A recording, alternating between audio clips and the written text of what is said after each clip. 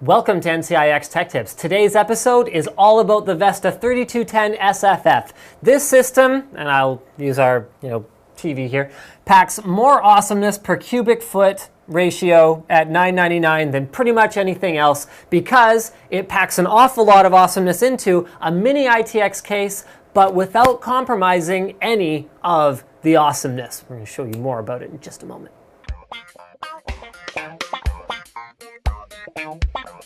So let's start with a look at the exterior of this case. This is the BitPhoenix Prodigy. It comes in two versions, black and white, and we've gone with the black one because we feel it has a very performance look and it offers more options for cooling due to the mesh panel in the front, which gives you a ton of airflow, especially given the small dimensions of this case. You've probably noticed already the overall look of it is kind of like a very small Mac Pro because it's got these curves on the top and the bottom at the front and the back that can also act as handles, should you so desire.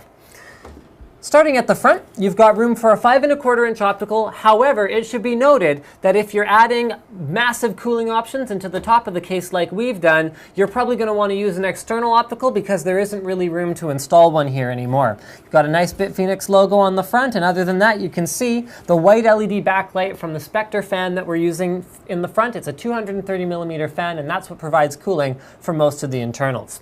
Flipping it around to this side, you can see that that's where the I/O is. So BitPhoenix didn't have room on the front once they built in all those cooling options and the optical bay, so they went with the power reset, headphone, and microphone ports, as well as two USB 3 ports on the side panel so that they're easy to reach, but they don't change the aesthetic of the front and they don't interfere with, well, the fact that there's no room left on the front. On the graphics card side, you can see we've again got some pretty sweet looking LED lighting going on with BitPhoenix Alchemy LED strips, and you can sort of see the Asus DirectCU2 cooled graphics card inside there, so we're going to show you more details of the inside once we get it opened up. In the top, that is what I'm talking about. H100 with push-pull fans on it. So we got white LED fans on the outside so that the entire outside of the system has that white glowing look to it. And then on the inside, we're using regular non-lit fans. But that H100 is going to keep the CPU in here nice and cool, which is good because this is the maxed out version of this system. This is not the $9.99 system. This is the more like what you can achieve in a small form factor with a BitPhoenix Prodigy edition of the system. I/O on the back is taken care of by our Asus motherboard, so we've got 4 USB 2.0 ports, 4 USB 3.0 ports. We've also got HDMI DisplayPort and DVI outputs, wireless, optical audio out, gigabit Ethernet, dual eSATA ports, a clear CMOS button, as well as their USB BIOS flashback feature, which can be very handy, and your analog audio out. These two DVI ports are provided by the graphics card, and other than that, there's not much else to see back here, except, yes, more cooling, another 120mm fan. Now, as with any gaming PC, it can be as cute as it wants to be, but if the specs aren't right, it sucks, right? You got to put up or shut up. It's either got the performance or it doesn't. Well, this one, even the $9.99 configuration, does have the performance. Solidly built side panels, by the way. Very well built case.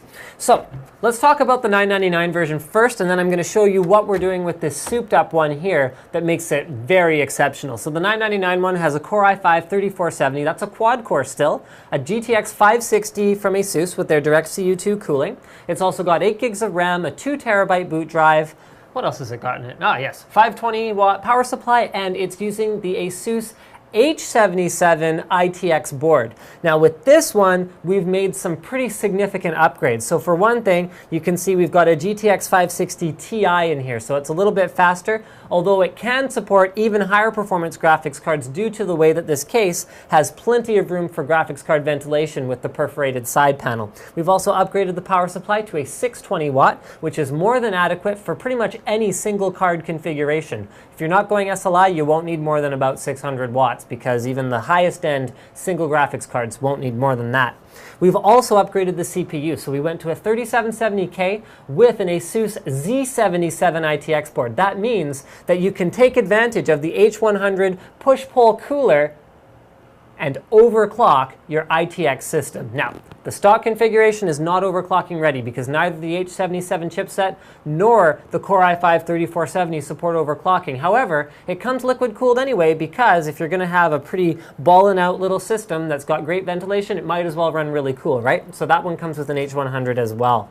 The rest of the spec doesn't really change much. So you've still got, oh, this one we've also decked it out with a Kingston HyperX boot SSD. Well, there you go. It's using the HyperX 3K series. So you can choose whatever SSD you want, and then you can also pair it up, even if you have a long graphics card, with an additional storage drive. The Prodigy comes with tons of options for storage. In fact, the drive cage that we've actually removed for this config can also be populated if you decide to go a slightly different route in terms of your wire management and your graphics card choice. So you can fit up to 5 3.5-inch drives natively in here and a ton of SSDs. You can mount additional SSDs on the front of the power supply cage, in the regular drive cages, and on the other side of the case. So we're going to open up the other side panel to give you guys the view from there.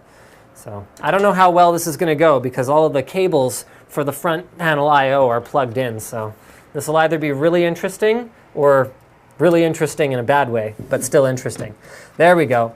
So let's get actually here, come on in and get a close look at this because this is ASUS's finest ITX motherboard. You see this entire daughter board PCB that comes out of their Z77 board? That is the power delivery circuitry for the CPU. In order to make this board fit into the ITX form factor, ASUS actually had to build vertically out of a normal ITX board in order to have enough space for all the power delivery and cooling that they wanted to have, which means that if you upgrade this system with a Z77 board and a K-series processor, with all this cooling potential in here, you can do some serious overclocking in spite of the LAN-sized form factor that the BitPhoenix Prodigy enables. Now, I did mention something about more SSD mounts. On the flip side of this side panel here, there's actually 2 more 2.5-inch drive bays, so you can fit just a ton of SSDs in this case due to the creative way that they laid it out. So the conclusion for this video is pretty simple. If you want a sweet gaming machine, whether you want to go with the base configuration or whether you want to deck it out to the point where you've got like overclocked 3770K and GTX 680 in here, you have all the potential in the world with our new small form factor gaming machine. So thank you for checking out this system episode of NCIX Tech Tips, and don't forget to subscribe.